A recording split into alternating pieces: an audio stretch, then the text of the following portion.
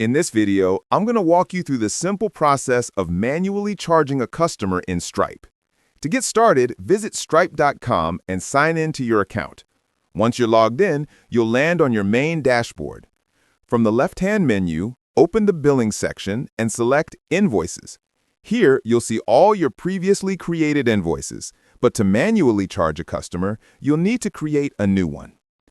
Click on the option to create a new invoice, and a form will appear where you can choose an existing customer or add a new one. After selecting the customer, choose the currency you want to charge in.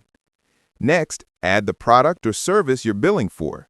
This could be a one-time service, a physical product, or even a custom amount based on your needs. If taxes apply, make sure to include them so the invoice meets regional tax requirements. Once you have everything set up, save your progress.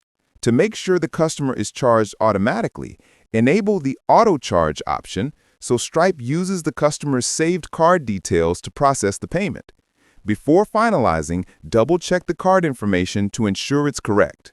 You can also schedule the charge for a specific date if you want the payment to be processed later. When everything is ready, simply confirm the invoice to complete the manual charge. That's all you need to do to manually charge a customer in Stripe.